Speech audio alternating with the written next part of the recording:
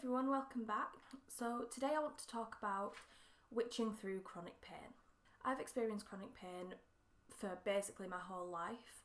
I have joint hypermobility, which 1 in 3 people actually have joint hypermobility, but it very much varies in terms of severity. For some people you can have it and it can not really impact your daily life very much, but other people can have it and it can make things really, really difficult.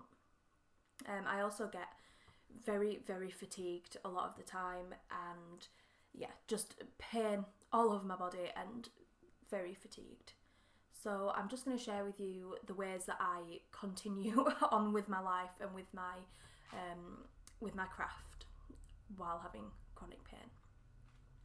But before I go into all that, I just want to say a huge welcome and a huge thank you to everyone that's come over from Kellyanne Maddox's channel, and it's just completely overwhelming. My subscribers have gone from about 90 to, last time I checked, I think it was near 350. It's just completely mad.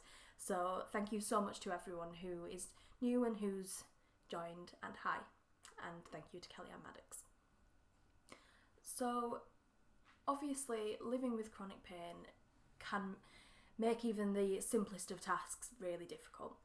So for me, often I really struggle to even just get up in the morning and do simple things like, get ready and just make breakfast, and it can be completely debilitating.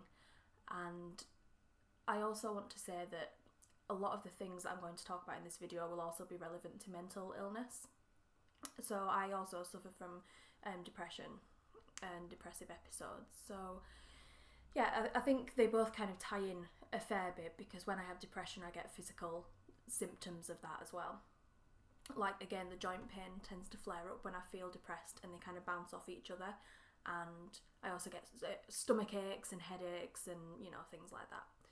The absolute most important thing in terms of dealing with chronic pain and being able to have a successful witchcraft journey was to accept that this is the hand that I've been dealt, and there's not really much that I can do about it.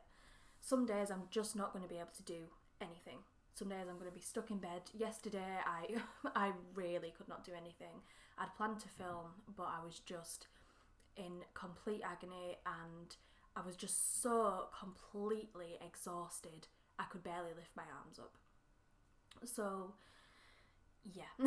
I think you've really got to realise that you're not coming from the same place as people that don't have any kind of disability or illness or condition, and completely forgive yourself and accept that your life is going to be a bit different. You're going to have to work around your illness and just do basically the best that you can, but do not beat yourself up for not being able to do something every single day and have this elaborate craft and go out in go for walks in nature a million times a week. It's just not going to happen. So I think acceptance and forgiveness is the absolute most important thing, and taking that time to rest and recuperate whenever you need it, literally whenever you need it. I would also say that in terms of going out into nature, a lot of the time we kind of feel like, as witchy people and pagans, we need to be spending every waking moment outside among the trees, which would be amazing. But I know for a lot of people it's not necessarily easy to get to places like that. Oh, the reflection of my glasses is really annoying. So if you find it quite difficult to actually get to places, full of nature, then I would suggest trying to bring a bit of nature into your house. You can order plants online, and I've got coming in the post actually a fern to go on my altar. Once I get that, that's a very easy way for me to incorporate actual nature into my practice without having to go on walks for miles. I am quite lucky that I do have a lot of nature very close to me, but on some days I can't even get outside my front door. So, Another thing I would say is that A lot of the time when people think of ritual and witchcraft, they think of something quite elaborate and, you know, something taking a lot of effort, because I know that for me it's not just doing the actual spell that can be difficult, it's all the physical and mental effort of gathering all the ingredients that you might need and getting ready, having a ritual bath first, and then before you've even done the thing, it's just too much. It's just way too much. We all know that you don't have to do elaborate ritual. If you want to and you feel like you can, then it's brilliant, but you can do something that's much more simple, you know, just lighting a candle, or, I don't know, just doing a bit of divination, just something that doesn't take quite as much preparation.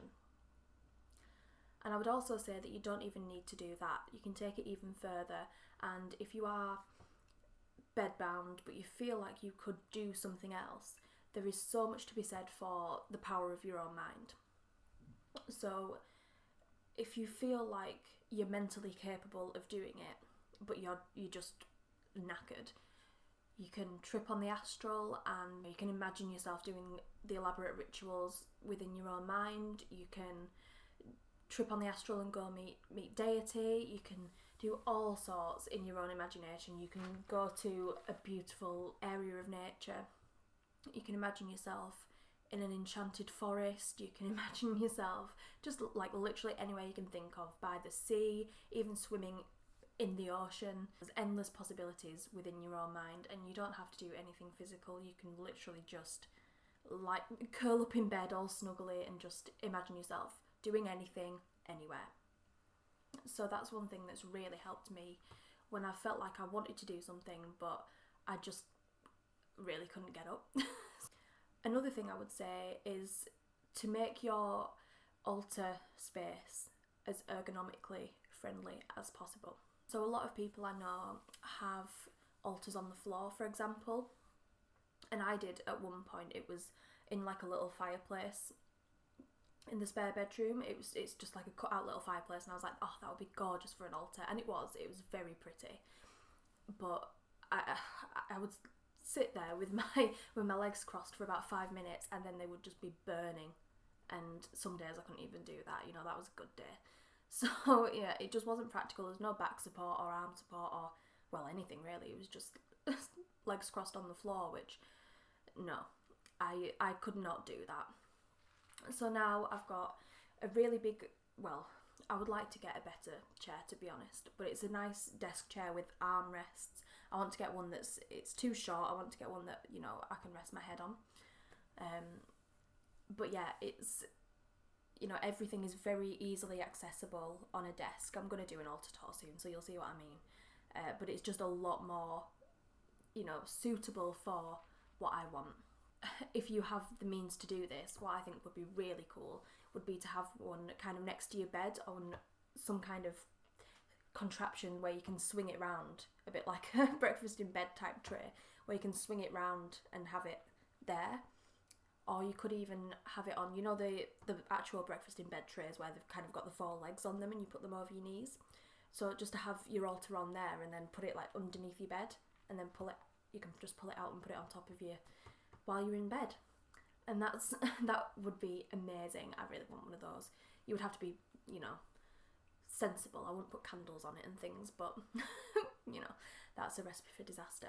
But yeah, I just think there's so many different ways of being creative and really thinking about where you put your altar and whether you would actually use it in that place, whether it's really suitable for you, because everyone's altars are individual. I mean, you don't even have to have an altar, obviously, but if you want one, just really think about the fact that it's supposed to be a place that you want to go to. And if you're going to be sitting there in a ton of pain, you're not going to want to go there, and your craft is obviously going to suffer because of that.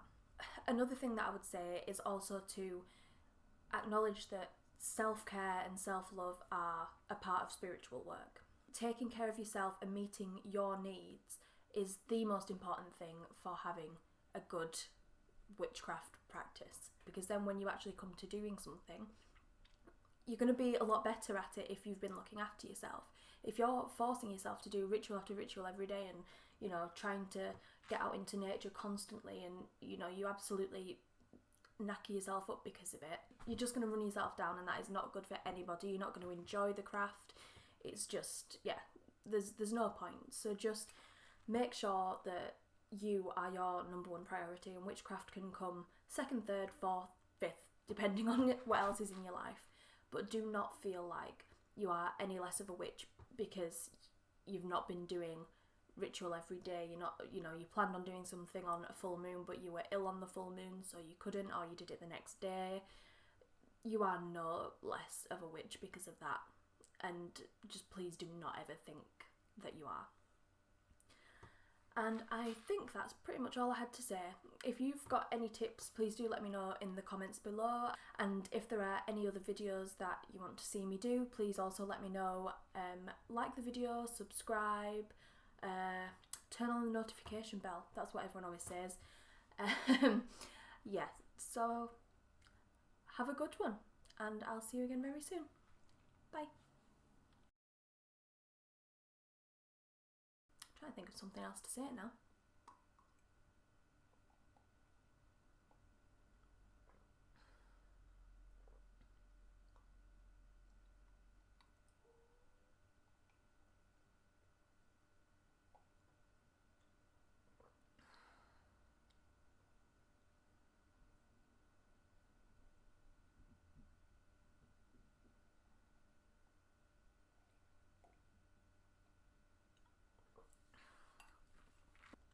I don't really want to word it like that though.